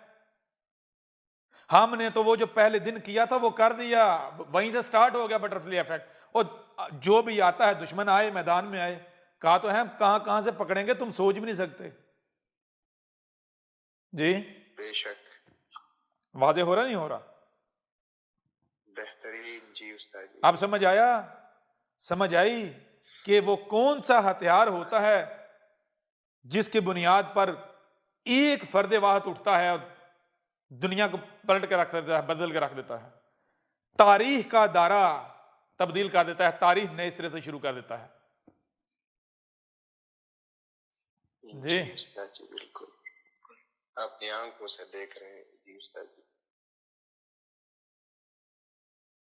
फिर दुनिया में जो कौमें जमीन में इक्तदार हासिल करती हैं। कैसे करती हैं? जमीन में देखें, जमीन में दो तरह के लोगों को इक्तदार मिलता है। जमीन में जी सर, आगे लोगों दो दो तरह तरह के लोगों को इख्तियार, एक वो जो रब के लाए हुए होते हैं, रब के बंदे। दूसरे वो जो इंसान होते हैं, रब के लाए हुए नहीं। जी बेशक, रब के लाए हुए को इक्तदार कैसे मिलता है? वही फर्द वाहद आता है, उसके जरिए से इक्तदार मिलता है। बेशक, और इंसान कैसे इक्तदार हासिल करते हैं? इंसान पहले लड़ते हैं, ताकत से एक दूसरे के साथ लड़ के इक्तदार हासिल करते हैं, लेकिन आहिस्ता आहिस्ता एक वक्त आता है कि उनको ये रियलाइज होता है कि जिस कौम के पास इल्म ज्यादा है ना, वो उस इल्म के जरिए अपने दुश्मन को जेर कर सकती है। उस इल्म के जरिए वो अपने दुश्मन के साथ चालाकियां कर सकती है, हथियार बना सकती है, उन हथियारों का इस्तेमाल कर सकती है और कामयाब से इक़्तिदार हासिल कर सकती है। जी उस्ताद जी, तो इस तरह करते करते करते एक वक्त आता है कि जब इंसान इल्म में, वही जब इल्म के पीछे पड़ेंगे तो इत्तका तो कानून है। जब आप बीज बोएंगे, बीज फटेगा, तो फिर तो दिन ब दिन दरख्त बनता चला जाएगा। ये तो कानून है। इस कायनात में जी तसलसल है, रुकावट है ही नहीं, ठहराव है ही नहीं, कुछ भी साकत नहीं है ना आप कुछ साकत रख सकते हैं। समझ आ रही नहीं आ रही?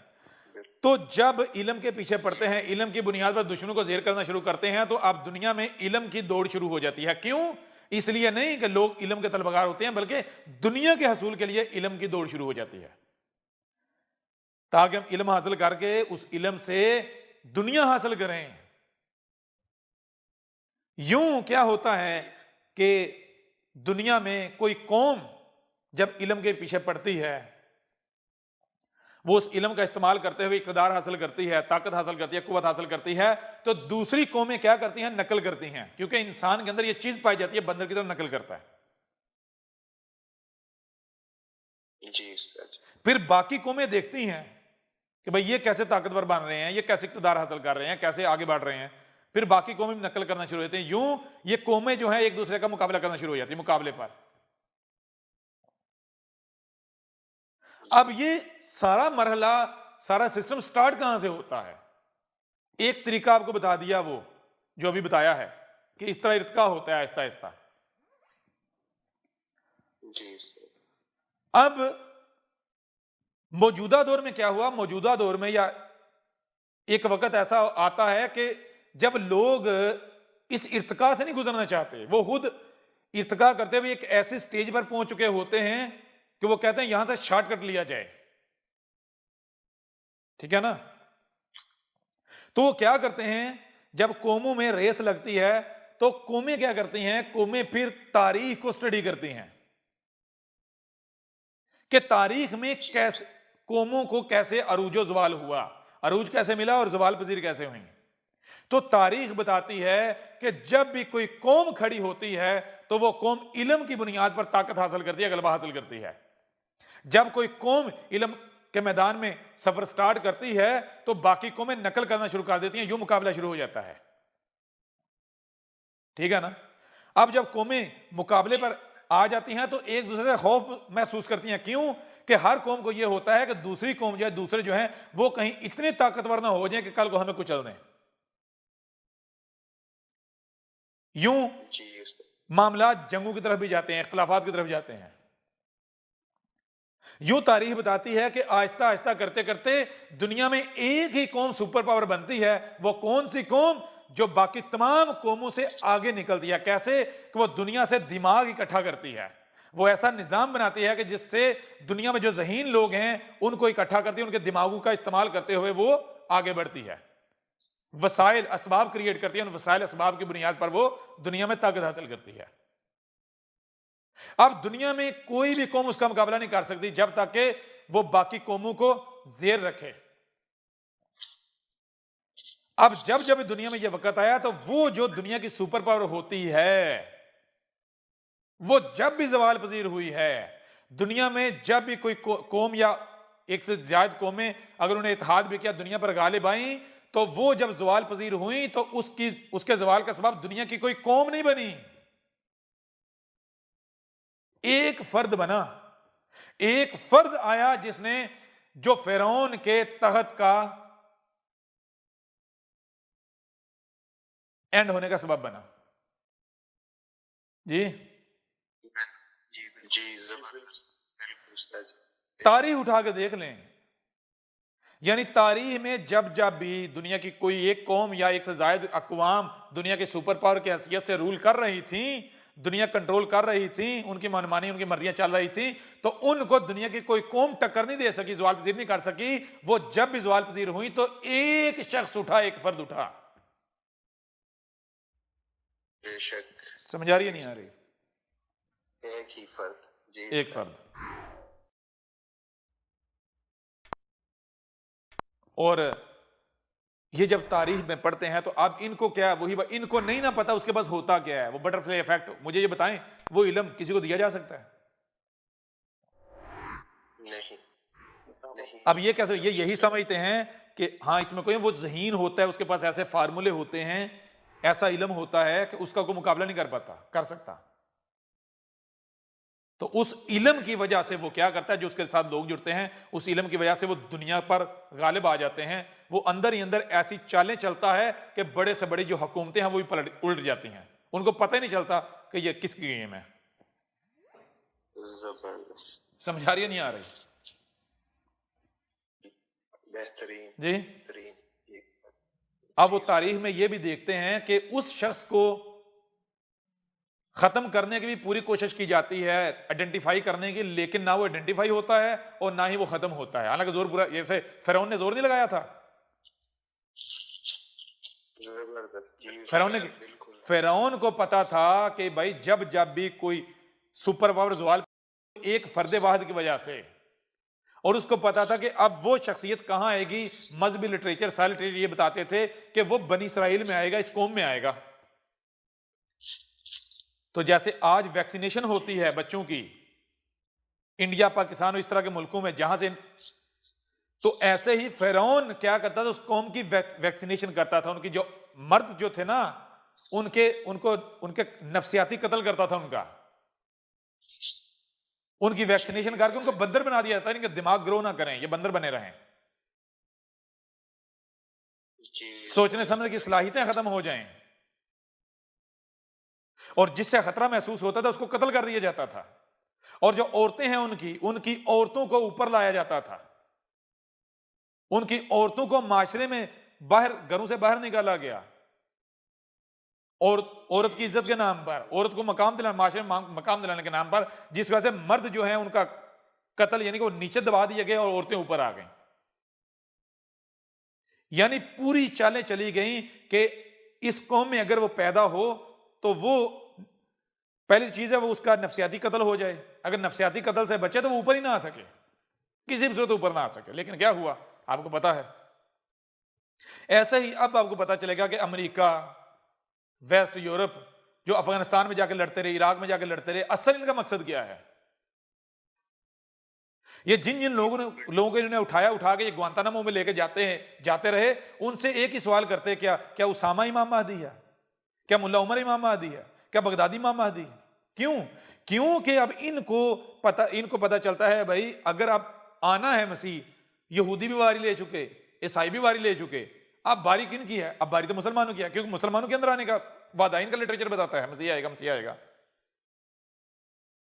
जी उस्ताद जी बिल्कुल। वो आगे दुनिया वही करेगा जो हर बार तारीख में हुआ। तो इससे पहले कि वो आए, इनकी पूरी कैलकुलेशन उसी हिसाब से इन्होंने क्या किया, ये वैक्सीनेशन जो है स्टार्ट कर दी इंडिया पाकिस्तान इन खितों में, ताकि अगर पैदा हो चुका है तो उसका नफ्सियाती कत्ल कर दिया जाए। और फिर भी अगर नहीं, नफ्सियाती कत्ल नहीं होता तो फिर तालीमी निजाम ऐसा बनाया कि उस तालीमी निजाम की वजह से वो हमारे सामने आ जाए, अपीयर हो जाए। यानी वज़ारी बात है, ज़हीन बच्चा होगा अपने स्कूल में, ऊपर आएगा कॉलेज में, उसको स्कॉलरशिप के जरिए करता करता हम तक पहुंचेगा, हम उसे यूज करेंगे, अगर ना यूज खत्म कर देंगे। जी उस्ताद जी बिल्कुल। बिल्कुल। तो इस वक्त हर लम्हे इनको खतरा रहता है कि कहीं ये शख्सियत तो नहीं है, कहीं ये शख्सियत तो नहीं है, कहीं वो शख्सियत तो नहीं है। क्यों? क्योंकि ये देखते हैं कि इनमें कोई भी ऐसी शख्सियत अगर उठती है तो इनको शक होना शुरू हो जाता है, उसके पीछे बढ़ जाते हैं। जी उस्ताद जी बिल्कुल। अब जो असल है उसे ये आइडेंटिफाई नहीं कर पाते। क्यों नहीं कर पाते? तारीख खामोश हो जाती है। यहां पर आके तारीख इनको एक और तरफ ले जाती है। क्या ले जाती है? वो इस तरफ ले जाती है कि जब वो आता है अकेला कुछ नहीं कर पाता, वो पहले एक टीम तश्कील देता है, ग्रो। जब वो ग्रो बनता है ना उसका, तो फिर वो कामयाब होता है। जी उस्ताद। अब ये देखते हैं कि वो कौन सा शख्स है जो अपना गिरोह बना रहा है। समझ आ रही नहीं आ रही? जी उस्ताद जी बिल्कुल। इस वजह से ये उन लोगों के पीछे पड़ जाते हैं, और ये भी सारी रब की मनसूबाबंदी। वाज़ेह हो रहा नहीं हो रहा? यानी आप तारीख भी पढ़ेंगे तो तारीख भी आपको ये बताएगी कि दुनिया में जब जब सुपर पावरें जो है वो जवाल का सबब, उनको जवाल आया, तो उनके जवाल का सबब क्या था? एक फर्द वाहिद। अब इनको, अब जाहिर बात है, इनको क्या पता उसके पास क्या होता है? वो भाई बटरफ्लाई इफेक्ट लेके बैठा हुआ है, जिसके पास बटरफ्लाई इफेक्ट ये कानून है, जिससे भाई ये हथियार है, आप उसका कुछ बिगाड़ सकते हो? नहीं। जी बताएं ना। और भाई वो जो भी बात कर रहा है, जो भी बात कर रहा है, जब बात कर रहा है वो ऐसे कर रहा है। नहीं। समझ आ रही है भी नहीं आ रही? जी वो तो मुस्तकिल नहीं। जबरदस्त। जी ये वजह है रसूलों के काम, जो सच्चे हैं उनके कामयाब होने की। वो आकर ये नहीं कहते हैं लोग मुझे मान लो, नहीं, वो कहते हैं ना, जो जो इनकार करते हो अपने इनकार पर डट के दिखाना है। क्यों? क्योंकि मैं तुम्हारा रब तुमसे कलाम कर रहा हूं।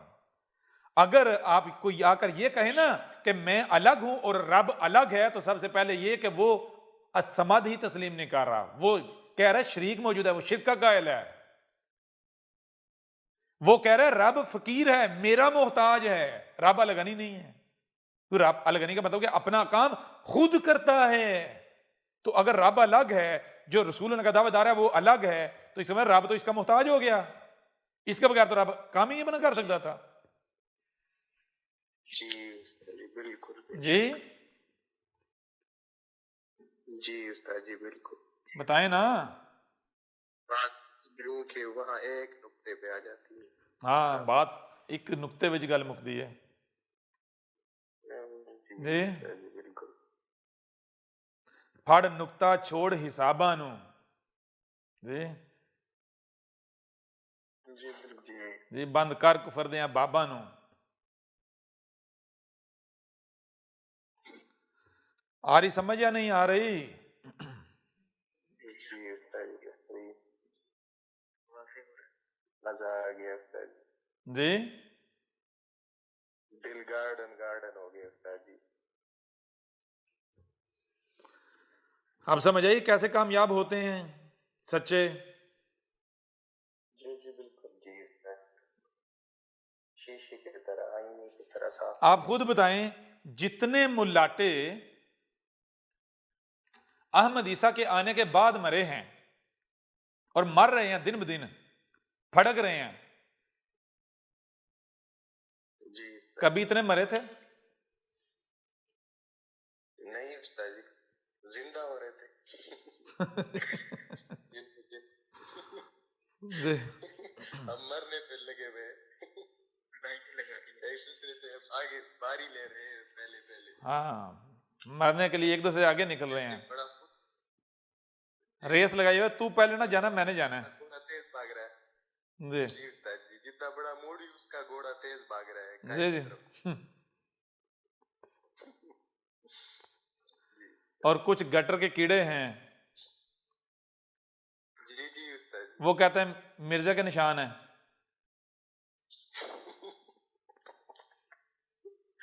मिर्जा की चुटकुले। जी कुछ फायदा हुआ या नहीं हुआ? अहमद ईसा कौन है?